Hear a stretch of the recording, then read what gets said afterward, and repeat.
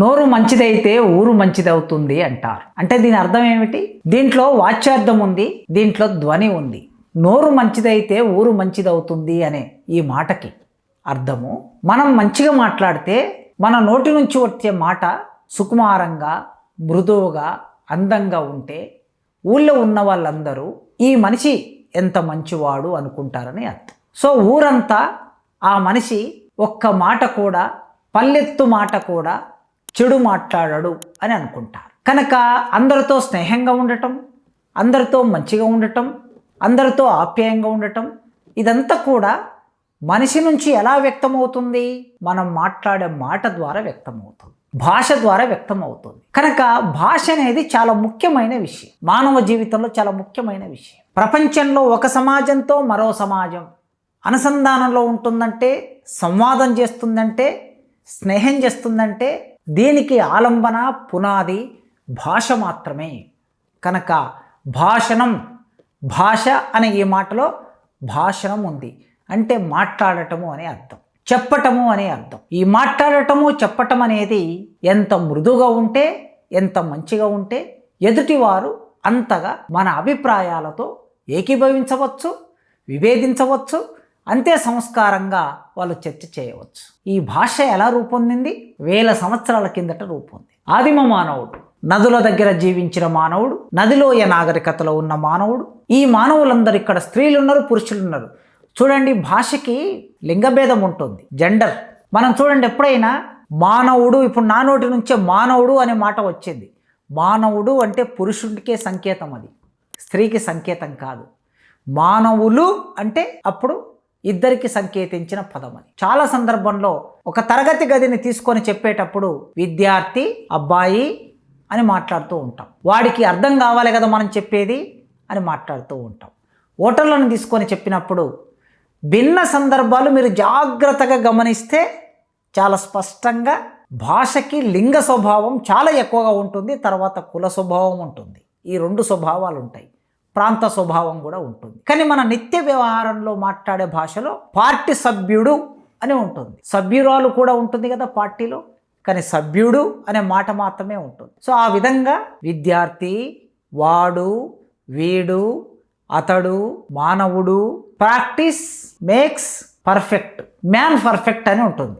Practice makes man perfect అంటే దీని అర్థం ఏమిటి? మ్యాన్ అంటే అతడు అని అర్థం, మనిషి అని అర్థం. కానీ ఇక్కడ స్త్రీ కూడా ఉంటుంది కదా. కనుక కొన్నాళ్ళ తర్వాత అది ఎట్లా మారింది?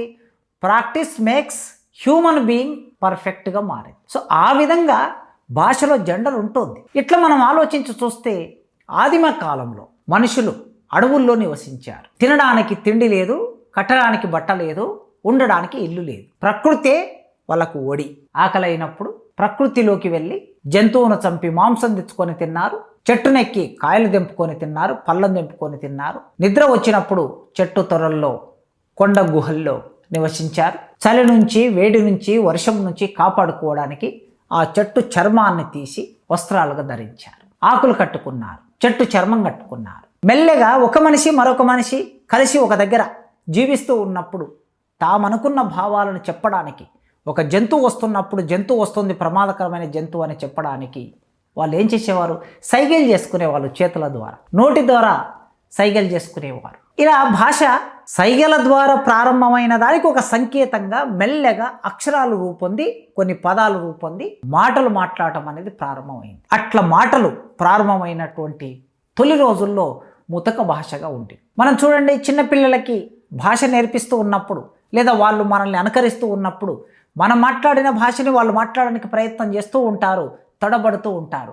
అలా తొలి మానవుడు, భాషని మాట్లాడుతున్న తొలి మానవుడు తడబాటు, ఒక ముతక భాషని మాట్లాడటం అనేది జరిగింది. తర్వాత మెల్లగా భాష రూపొందాక అక్షరం కూడా రూపొందింది భాషతో పాటు. ఆ అక్షరం కూడా రూపొంది రాయటం అనేది మొదలైంది. ఎవరికి వచ్చిన భాషలో వాళ్ళు రాయటం, ఎవరైతే అక్షరానికి దగ్గరయ్యారో వాళ్ళు రాయటం ప్రారంభం చేశారు. ఈ భాషలో కూడా మనం పుస్తక భాష, పుస్తకంలో లేని భాష, తర్వాత కాలంలో కావ్య భాష వచ్చింది. కావ్య భాష ఎప్పుడైతే రూపొందిందో అప్పుడు కావ్య రచన అనేది జరిగింది.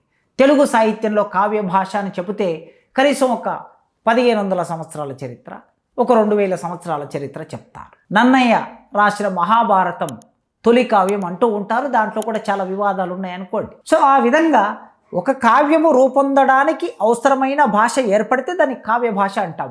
అంటే భాషనే లేని మానవులు మెల్లగా భాషను రూపొందించుకొని కావ్య భాష వరకు ఎదిగారు. ఇలా ఎదిగిన తర్వాత అక్షరాలు రూపొందాక ఆ అక్షరాల క్రమం ఒకటి మొదలైంది గనక రాసే భాష ఎట్లా ఉండాలి, సంస్కారవంతంగా ఉండాలి. అంటే మాట్లాడే భాష కన్నా రాసే భాష భిన్నంగా ఉండాలి. ప్రాకృత భాష ఉండింది, పైశాచి భాష ఉండింది, సంస్కృత భాష ఉండింది. ఇప్పుడు తెలుగు భాష మనందరం చూస్తున్నది. పైశాచి భాషలో గుణాఢ్యుడు బృహత్కథ రాశాడు. ప్రాకృత భాషలో హాలుడు గాథా సప్తశతిని సంకలనం చేశాడు. సంస్కృత భాషలో వ్యాసుడు మహాభారతం రాశాడు. తెలుగు భాషలో నన్నయ్య మహాభారతాన్ని అనువదించాడు. ఇలా మనం భాషకు సంబంధించిన చరిత్ర ఎంతైనా చెప్పుకోవచ్చు. అయితే ప్రజల్లో భాగంగా ఉన్న భాష కావ్య భాషకు ఒక విభజన రేఖ ఏర్పడిన తర్వాత భాషల మధ్య ఒక భిన్నత్వం ఏర్పడింది. ఒక్కొక్క ప్రాంతంలో ఒక్కొక్కరు ఒక భాషను మాట్లాడుతూ ఉంటారు. ఇప్పుడు మనం తెలంగాణలో ఒక 3 ప్రాంతాలకు విభజన చేస్తే 3 భాషలు ఉంటాయి. ఉమ్మడి ఆంధ్రప్రదేశ్లో 4 ప్రాంతాలకు విభజన చేస్తే 4 ప్రాంత భాషలు ఉంటాయి. మరి ఇన్ని ప్రాంత భాషలు ఉన్నప్పుడు ఈ ప్రాంత భాషల్లో వారి సంస్కృతి, వారి జీవితం, వారి వేషధారణ, వారి ఆహారపు అలవాట్లు ఇవన్నీ వ్యక్తమవుతూ ఉంటాయి. కనుక భాష అనేది మనిషి సంస్కృతిని తెలియచేసేది, మనిషి సంస్కారాన్ని తెలియచేసేది. అలాంటి భాష కావ్య భాష తర్వాత సమాజంలోకి రాజ్యాలు వచ్చాయి, రాజులు ఏర్పడ్డారు, చక్రవర్తులు ఏర్పడ్డారు, వారి దగ్గర పండితులు వచ్చారు, పండితులు కావ్యాలు రాశారు. ఈ కావ్యాల్లో ఒక కొత్త భాష కావ్య భాష, కవిత్వ భాషగా ముందుకొచ్చింది. రాజు మాట్లాడే భాష, పండితులు మాట్లాడే భాష, మంత్రి మాట్లాడే భాష, సామాన్యులు మాట్లాడే భాష, ఇలా ఒక్కొక్కరికి ఒక రకమైన భాషని రూపొందించుకున్నారు. అందుకే రాజు మాట్లాడే భాష ఎలా ఉండాలి, రాజ్యంలో ప్రజలందరూ వినేటట్లు ఉండాలి, రాజ్యంలో ప్రజలందరూ అంగీకరించేటట్లు ఉండాలి రాజులు మాట్లాడే భాష. ఎందుకంటే రాజు సమాజాన్ని నడిపించేవాడు, రాజు నాయకుడు, రాజు ఆదర్శవంతంగా ఉండాలి, రాజు ఒక నమూనాగా ఉండాలి. అందుకోసం రాజు ప్రభువు గనక ఆ ప్రభువు ప్రజలందరి ప్రేమ అభిమానుల్ని చూరగొనడానికి నోరు మంచిదైతే ఆ మొత్తం రాజ్యంలో ఆ రాజుకు మంచి పేరు వచ్చేది, మంచి రాజుగా రూపొందేవాడు. ఇదంతా నేను ఎందుకు చెప్తున్నాను? భాషాశాస్త్రం పాఠం చెప్తున్నాను కదా మీకు. మీరు అనుకుంటుండవచ్చు సాహిత్యానికి సంబంధించిన పాఠం చెప్తున్నానని అనుకుంటూ ఉండవచ్చు. ఏమిటి కాసిం గారు క్లాస్ రూమ్లో చెప్పే పాఠాన్ని యూట్యూబ్లో మా అందరికి చెప్తున్నాడని మీరు భావించవచ్చు. నేనేం కాంపిటేటివ్ ఎగ్జామ్కి ప్రిపేర్ అయ్యే విద్యార్థుల కోసం భాషాశాస్త్రం పాఠం చెప్పట్లేదు. ఈ విషయం మీ ముందుకు ఎందుకు తీసుకొస్తున్నానంటే రాజకీయ నాయకులు మాట్లాడే భాష మీద విస్తృతమైన చర్చ జరుగుతూ ఉంది. స్వయంగా ఈ రాష్ట్ర ముఖ్యమంత్రి రేవంత్ రెడ్డి గారు మొన్న మాట్లాడిన భాషలో, కొడంగల్లో జరిగిన ఒక సభలో మాట్లాడిన భాష మీద చాలా చర్చ జరుగుతుంది. కనుక తెలంగాణ రాష్ట్రంలో ఉన్న పౌరులుగా మనం కూడా దాని గురించి ఆలోచించాలి. అంతకు మునుపు తెలంగాణ ఉద్యమ సందర్భంలో లేదా 10 సంవత్సరాలు ముఖ్యమంత్రిగా ఉన్న సందర్భంలో చంద్రశేఖరరావు గారు, కేసీఆర్ గారు మాట్లాడిన భాష మీద విస్తృతమైన చర్చ జరిగింది. ఉద్యమ కాలంలో జరిగింది, ముఖ్యమంత్రి అయిన తర్వాత జరిగింది. కనుక ఎందుకు తెలంగాణ రాష్ట్ర ముఖ్యమంత్రులు మాట్లాడుతున్న భాష మీద చర్చ జరుగుతుంది? పెద్ద మనిషిలాగా మంచి చెప్తాడేమో అనుకున్నా, తోలు తీస్తా అని అన్నాడు. తోలు తీస్తాడంటేనే ఇక నేను చెప్పదలుచుకున్నా, ఇక నా సంగతి వదులు కానీ మా సర్పంచులు వచ్చిండ్రు, రా ఏ తోలు తీస్తావురా, నీ తోలు తీసుడు కాదు నిన్ను చీరి చింత కట్టి చింతమడకల ఏలాడేసి కొడతారో లేదో మా సర్పంచులు, రా కొడంగల్కి వస్తావా లేకపోతే మమ్మల్ని చింతమడకకు రమ్మంటావా? మేడిగడ్డ పోతాము, బురుగడ్డకు పోతాం, బొందలగడ్డకు పోతాము, ఏ తోకమట్టున్నది మేడిగడ్డ అక్కడ ఓ లంగ చేత పెట్టి పోయిన ప్రభుత్వాన్ని బదనాం చేయాలి, బట్టగాల్చి మీదేయాలని మేము మేడిగడ్డ పోతే ఏం బిక్తాం మేడిగడ్డ అక్కడ పోయి. అరే నేను గుంటూరులో చదువుకుంటే నీకేం వచ్చిందిరా భయ్, నాకు అర్థం కాదు. అప్పుడు ఆంధ్రప్రదేశ్ కలిసి ఉండే, నేను గుంటూరులో చదువుకున్నా, మళ్ళీ హైదరాబాద్లో చదువుకున్నా, పూనాలో చదువుకున్నా, అమెరికాలో చదువుకున్నా, నేను ప్రపంచం అంతా చదువుకున్నా. నీ లెక్క చదువు సందే లేకుండా తిరగలేదు. మీ అమ్మాయి నీకు చక్కగా తోవ చూపెట్టలేదు, నేనేం చేయాలి? ముఖ్యమంత్రిని ఒకటే అడుగుతున్నాం, నీ అయ్య జాగీరా తెలంగాణ, నీ అయ్య జాగీరా కొడంగల్. అప్పుడప్పుడు రాజకీయ నాయకులు మాట్లాడే భాష మీద, మంత్రులు మాట్లాడే భాష మీద, ఎమ్మెల్యేలు మాట్లాడే భాష మీద చర్చ జరుగుతూ ఉంటుంది, వివాదం వస్తూ ఉంటుంది. ఈ వివాదం ఎందుకు అని అంటే భాషలో భావం వ్యక్తమవుతుంది, భాషలో ఎదుటి వ్యక్తి మీద కొన్ని తప్పుడు సంకేతాలు వచ్చేటట్లు ఆ భాషలో భావం వస్తుంది.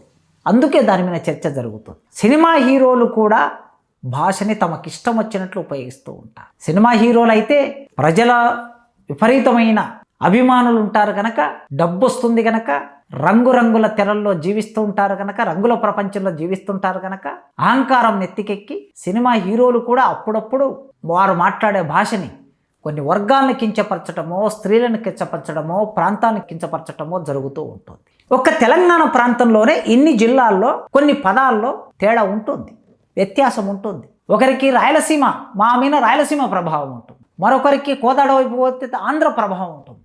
ఇంకొకరికి సంగారెడ్డి వైపు వెళ్తే కర్ణాటక, మహారాష్ట్ర ప్రభావం, కర్ణాటక ప్రభావం ఉంటుంది. మక్తల్ వైపు నారాయణపేట వెళ్తే, మరోవైపు మనం ఆర్మూరు వైపు వెళ్తే మహారాష్ట్ర ప్రభావం ఉంటుంది. కనుక ఈ ప్రభావాల వలన ఒక్కొక్కసారి అన్ని దేశాలు కూడా వచ్చి చేరతాయి కనుక కొన్ని పదాలకి అర్థాలు మారిపోయే ప్రమాదం.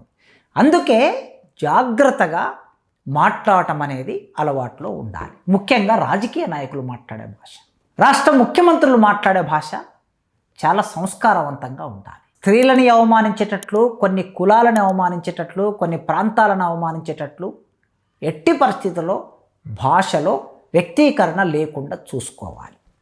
అది బాధ్యతగా ఉండాలి. ముఖ్యంగా తెలంగాణ సమాజం మరింత చైతన్యవంతమైన సమాజం.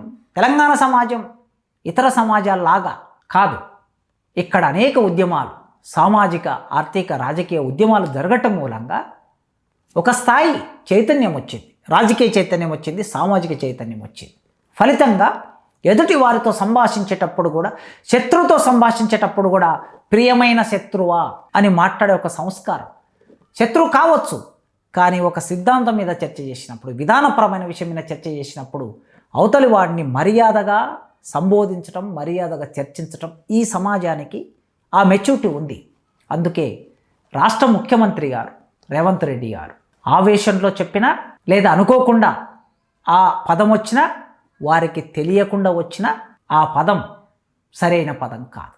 రేవంత్ రెడ్డి గారు ఎంతో రాజకీయ అనుభవం ఉన్నవారు, ఇంకా రాజకీయ అనుభవాన్ని పొందవలసిన వారు. వారే చెప్తున్నారు 10-15 సంవత్సరాలు ఈ రాష్ట్రానికి ముఖ్యమంత్రిగా ఉంటానని. కనుక 10-15 సంవత్సరాలు ముఖ్యమంత్రిగా ఉండాలనుకునే రేవంత్ రెడ్డి గారు, ప్రజలు మనల్ని గమనిస్తూ ఉంటారు, మన భాషని గమనిస్తారు, మన వేషధారణని గమనిస్తారు, మన చర్యల్ని గమనిస్తారు.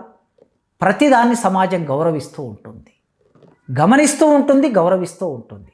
కనుక మన వ్యక్తీకరణలో ఏ చిన్న తోట్టుపాటు జరిగినా ఖచ్చితంగా సమాజం చర్చిస్తుంది, ప్రశ్నిస్తుంది. అందుకే గతంలో కేసీఆర్ గారు మాట్లాడిన భాష మీద చాలా చర్చలు జరిగాయి, చాలా సందర్భంలో మాట్లాడుకున్నాం.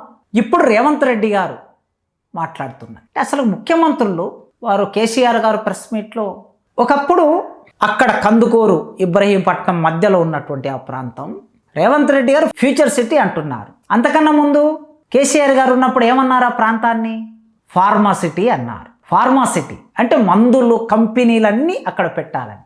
అయితే రైతులందరూ అప్పుడు గొడవ చేశారు, ఇప్పుడు గొడవ చేస్తున్నారు. అది ఫ్యూచర్ సిటీ కట్టినా, ఫార్మా సిటీ కట్టినా రైతులకు ఏం మేలు జరుగుతుంది, అక్కడి గ్రామాలకు ఏం మేలు జరుగుతుంది అనేది ఇప్పుడు ప్రశ్న. అది మరో సందర్భంలో మాట్లాడుకున్నాం. అయితే ఫ్యూచర్ సిటీ లేదా ఫోర్త్ సిటీ ఏ విధంగా తెలంగాణకు నష్టం చేస్తుంది, ఏ విధంగా ప్రజలకు నష్టం చేస్తుంది, ఏ విధంగా ఈ సమాజానికి ఇబ్బంది కలిగిస్తుంది అనే విషయాన్ని ఎంతో దూరమైన కేసీఆర్ గారు చర్చించవచ్చు. ఫ్యూచర్ సిటీ, తొక్కల సిటీ అనే మాట మాట్లాడటం మామూలుగా ఇద్దరు మిత్రులు హైదరాబాద్లో లేదా గ్రామాల్లో ఉన్నప్పుడు స్నేహంతో మాట్లాడుకునే భాష లాగా ఒక ప్రతిపక్షం నాయకుడు, సుదీర్ఘ రాజకీయ అనుభవం, 50 ఏళ్ళ రాజకీయ అనుభవం ఉన్న కేసీఆర్ గారు, దాదాపు 20-25 ఏళ్ళ రాజకీయ అనుభవం ఉన్న రేవంత్ రెడ్డి గారు ఇలా సంభాషించటం అనేది తెలంగాణ సమాజానికి మంచిది కాదు. తెలంగాణ సమాజంలో ఎందరో మేధావులు, పివి నరసింహారావు గారు లాంటి సాహిత్యలో అగ్రశ్రేణి రచయితగా పేరు తెచ్చుకున్నటువంటి వ్యక్తి, అనేక భాషలు వచ్చిన వ్యక్తి, దేశానికి ప్రధానమంత్రిగా ఉన్న వ్యక్తి, ఆయన తెలంగాణ ప్రాంతం నుంచి వెళ్ళాడు. ఆంధ్రప్రదేశ్ రాష్ట్రానికి, ఉమ్మడి ఆంధ్రప్రదేశ్ రాష్ట్రానికి ముఖ్యమంత్రిగా పనిచేశాడు.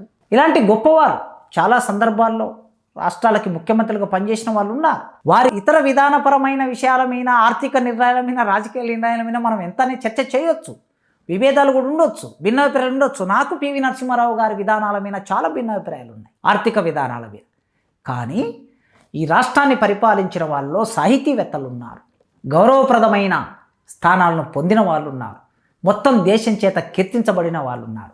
తెలంగాణ సమాజానికి అదొక గొప్ప లక్ష్యం. ఇక మూడోది, ఆయన ఎవరో సినిమా హీరో శివాజీ అనుకుంటా ఆయన పేరు, ఆయన మాట్లాడాడు. ఇంకో విషయం చెబుతున్నా, అమ్మాయిలు హీరోయిన్లు ఈ బట్టలు పెడితే వేసుకొని పోతే మనమే దరిద్రం అనిపించాల్సి వస్తమ్మా. ఏమనుకోవద్దు, హీరోయిన్లు అందరూ మీరు అనుకున్నా నాకు పోయేది లేదు, లాగి పీకుతాం మనం, అది వేరే విషయం. కానీ మీ అందం చీరలోనో, మీ అందం నిండుగా కప్పుకునే బట్టల్లోనే ఉంటుంది తప్పితే సామాను కనపడే దాంట్లో ఏముండదు. నా నోటి నుంచి నేను మాట్లాడడం అంత మంచిది కాదు, మీ అందరికీ తెలుసు. ఇప్పటికే నేను ఆయన ఏమన్నాడో చెప్పదలుచుకోలేదు. అసలు అలా మాట్లాడుతున్నారంటే స్త్రీల పట్ల ఎంత చిన్న చూపు ఉంటుందండి. మీరు చెప్పండి, స్త్రీలు అయినా పురుషులైనా మంచిగా బట్టలు కట్టుకోవాలని చెప్పాలి. అది స్త్రీలకు మాత్రమే కాదు మంచిగా బట్టలు కట్టుకోవడం, పురుషులకి కూడా మంచిగా కటింగ్ చేసుకోవటము, మంచి బట్టలు వేసుకోవటము. ధర్మరాజు గారు ఎప్పుడో విదురుడు, మహాభారతంలో విదురుడు అంటాడు శ్రీకృష్ణుడితో, ఏమంటాడంటే తగిన వేషం. మనిషి నువ్వు రాజువా, నువ్వు మంత్రివా, నువ్వు సైనికుడివా, నువ్వు పండితుడివా, తగిన వేషం ఉండాలి. దానితో పాటు తనకు తాను పొగడని తత్వం ఉండాలి. మంచి మనుషులు ఎవరయ్యా అంటే తగిన వేషం వేసుకున్న వాళ్ళు, తనను తాను పొగుడుకొనని వాళ్ళు, పదము తప్పని వాళ్ళు. పదం అంటే దారి, తానిచ్చిన మాటను తప్పనటువంటి వాళ్ళు. ఈ 3 లక్షణాలు ఉన్న వాళ్ళు గొప్ప మనుషులు అనే అర్థంలో విదురుడు చాలా నీతి గొప్పవాడు, పండితుడు. ఆయన చెప్పిన మాట ఒకటి ఉంది. కనుక ఎవరైనా స్త్రీలైనా పురుషులైనా మన వాతావరణానికి తగినటువంటి బట్టలు కట్టుకోవటం, మన సమాజానికి తగినటువంటి బట్టలు కట్టుకోవటం. ఈ సమాజమే ఎవాల్వ్ చేసింది ఎలాంటి బట్టలు కట్టుకోవాలి, ఏ కాలంలో ఎలాంటి బట్టలు కట్టుకోవాలని. కనుక అలా అందరూ సరైన దుస్తులు ధరించాలి. చెప్పండి, సినిమాలే కదా నిజానికి ఒక రకంగా జానడి బెత్తడు బట్టలను అలవాటు చేసి స్త్రీల వ్యక్తిత్వాన్ని దిగదార్చినటువంటి చిత్రాలు తీసి, సినిమాలు తీసి, దాన్ని వాళ్ళ శరీరాల మీద డబ్బులు చేసుకొని కోట్ల రూపాయలు, లక్షల కోట్ల రూపాయలు, వేల కోట్ల రూపాయలు సంపాదించుకున్నది సినిమా వాళ్ళే కదా. సినిమా వాళ్ళు రాకముందు, ఇంతకుముందు కళారూపాలు లేవా? ఇక్కడ యక్షగానాలు ఉన్నాయి, నాటకాలు ఉన్నాయి. ఆంధ్ర ప్రాంతంలో, తెలంగాణ ప్రాంతంలో అనేక నాటకాలు, వరవెక్క నాటకం వచ్చింది, కన్యాశుల్క నాటకం వచ్చింది, ఇలా ఎన్నో నాటకాలు చెప్పొచ్చు. మరి ఆ నాటకాలు వేసినప్పుడు స్టేజీల మీద అమ్మాయిలు కూడా నటించారు. ఇలా నటించారా అంటే సినిమా అనేది ఒక పెట్టుబడి కనుక, పెట్టుబడికి కావలసిన ఒక పద్ధతిలో అమ్మాయిలని అలా తయారు చేసి వారిని కించపరిచే విధంగా వస్త్రాలను ధరింపజేసి, ఇప్పుడు పైగా మళ్ళా మీరే మాట్లాడుతున్నారు. మొత్తం సినిమా ఇండస్ట్రీ ఒక నిర్ణయం తీసుకోండి. దర్శకులు, నిర్మాతలు, హీరోలు చీర కట్టుకుంటేనే మేము ఆ హీరోయిన్తో సినిమా తీస్తామని మీరు నిర్ణయం తీసుకోండి, చూద్దాం. ఇక్కడ నేను చీర కట్టుకోవడం అంటే స్త్రీలందరూ చీర కట్టుకొని ఉండాలనే అర్థంలో మాట్లాడట్లేదు. తన శరీరానికి ఏది కంఫర్ట్గా ఉంటే స్త్రీ దాన్ని ధరించే రైట్ స్త్రీకి ఉంది. కనుక అలా అని సామ్రాజ్యవాద సంస్కృతిని, ప్రపంచీకరణ సంస్కృతిని, విదేశీ సంస్కృతిని భారతదేశంలోకి చొప్పించినప్పుడు మాట్లాడని వీళ్ళు ఇప్పుడు స్త్రీని ఉద్దేశించి మాట్లాడటం అంటే అది సరైన పద్ధతి కాదు. హీరోలందరికీ అదే అభిప్రాయం ఉంటుంది, చిన్న చూపు ఉంటుంది స్త్రీల మీద. అందుకే రాజకీయ నాయకుడైనా, హీరో అయినా, సమాజంలో ఎవరు మాట్లాడినా మీరు అనొచ్చు బూతు సమాజంలో ఉంది, సమాజంలో ఉన్న బూతే మేము మాట్లాడుతున్నాం అంటే, మరి సమాజంలో ఉన్న బూతే మాట్లాడితే సమాజంలో ఉన్న చాలా విషయాలు మీరు మాట్లాడాల్సి వస్తుంది. సమాజంలో మనుషులు రకరకాల సందర్భాల్లో వారి స్థాయిని బట్టి అలా మాట్లాడుతూ ఉంటారు. ఆవేశాన్ని వెళ్ళగక్కడానికి వివిధ సందర్భాల్లో కింది కులాల మీద, స్త్రీల మీద బూతులు ప్రయోగించే సందర్భాలు మనం చూస్తూ ఉంటాం. కానీ మనల్ని సమాజం అంతా చూస్తున్నప్పుడు, పరిశీలిస్తున్నప్పుడు జాగ్రత్తగా మాట్లాడవలసిన అవసరం మాత్రం తప్పనిసరిగా ఉంటుంది. ముఖ్యంగా రాజకీయ నాయకత్వం ఈ రోజుల్లో మాట్లాడే ప్రతి మాట చిట్ట చివరి గుడిసె వరకు వెళ్తుంది. ఎందుకంటే ఇప్పుడు సోషల్ మీడియా వచ్చింది కనుక.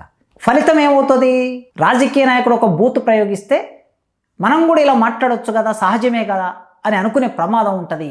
ఏమి తెలియని యువతరం లేదా పిల్లలు దాన్ని అనుసరించే ప్రమాదం ఉంటుంది కనుక రాజకీయ నాయకులు జాగ్రత్తగా మాట్లాడాలి. ఇప్పుడు మీడియా వచ్చిన తర్వాత ముఖ్యంగా సినిమా రంగంలో కూడా మనం ఇంట్లో మాట్లాడుకోలేని బూతులు అలవకగా సినిమాల్లో మాట్లాడుతున్నారు, పాత్రలు మాట్లాడుతున్నాయి. అందుకే శివాజీ గారు మీరు పూనుకొని కనీసం మొట్టమొదలు సినిమాలో బూతులు లేకుండా చేయండి, పాటల్లో బూతులు లేకుండా చేయండి, ఆ తర్వాత వస్త్రాల గురించి మాట్లాడదాం. కానీ కనుక ఇప్పుడు సమాజంలో ఇటువైపు కేసీఆర్ గారైనా, అటువైపు రేవంత్ రెడ్డి గారైనా, లేదా కేటీఆర్ గారైనా, రాజకీయ నాయకులు ఎవరైనా సరే మీరు మాట్లాడే భాషలో, మీరు తీసుకునే పోలికల్లో, మీరు తీసుకునే ఉపమానాల్లో ఎక్కడ కూడా బూతు స్ఫురించకుండా జాగ్రత్తగా మాట్లాడండి, ఈ సమాజాన్ని జాగ్రత్తగా నడిపించండి.